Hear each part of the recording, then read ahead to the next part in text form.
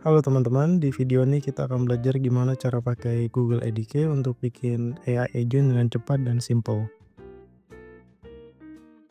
Sebelum mulai, sedikit konteks dulu.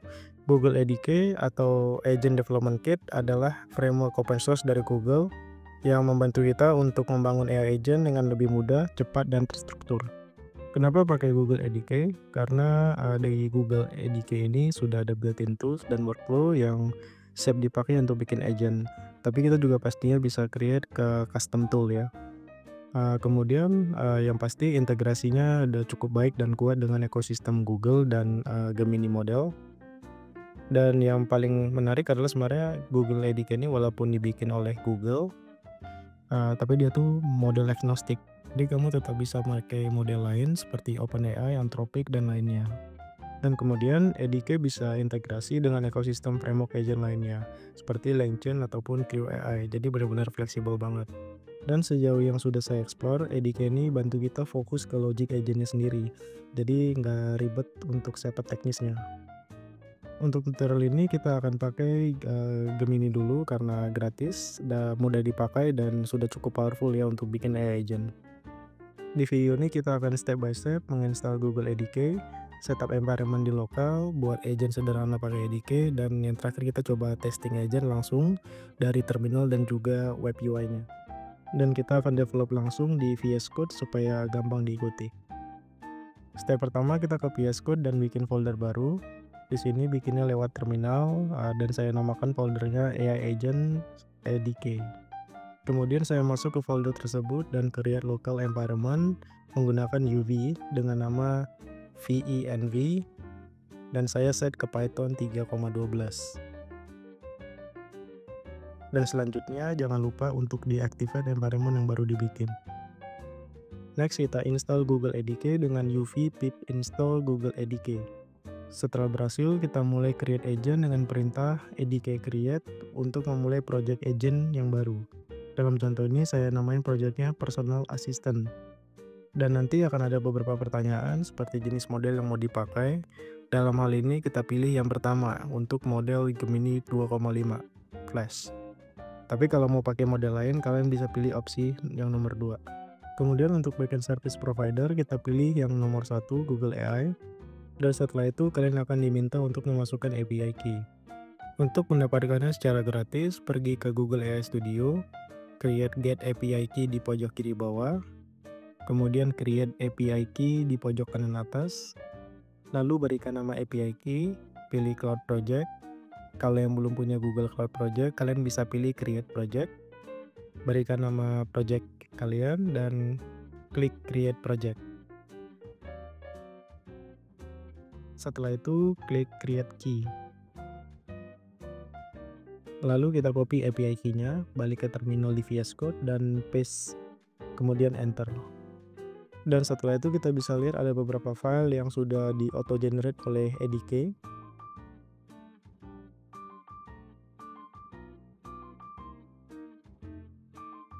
Yang pertama ada file agent.py yang berisikan instansiasi agent utama yang akan kita gunakan di project.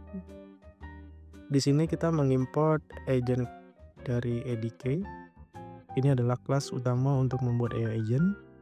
Dan kemudian kita bikin instance agent kita di root agent. Kemudian ada model untuk menentukan model LLM yang mau dipakai sebagai otaknya si agent. Di contoh ini kita pakai Gemini 2,5 Flash. Ada description yang merupakan deskripsi singkat tentang fungsi atau tujuan agent. Nah, ini berguna untuk dokumentasi, debugging, dan saat agent berinteraksi di sistem multi-agent nanti. Dan yang paling penting juga ada instruction. Ini adalah sistem prompt yang mengatur karakter, gaya bicara, dan tugas utama agent. Contohnya di sini you are a helpful assistant. Dan sebenarnya kalian juga bisa kasih instruction dalam bahasa Indonesia, jadi nggak harus pakai bahasa Indonesia juga ya. Selanjutnya ada file init.py. File init.py ini dibuat supaya folder project kita dikenali sebagai Python package. Dan ini penting agar EDK bisa menemukan dan melakukan import ke file agent.py tadi.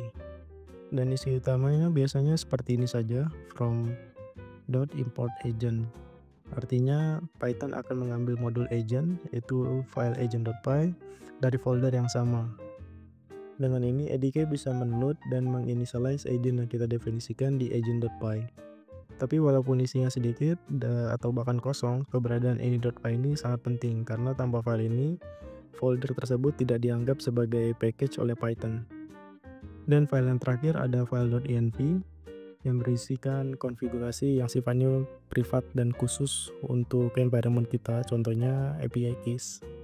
Nah, sekarang kita coba run agentnya dengan dua cara ya.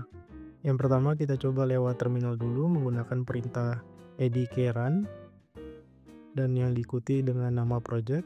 Dalam contoh ini adk run personal assistant. Dan setelah itu kita coba berinteraksi.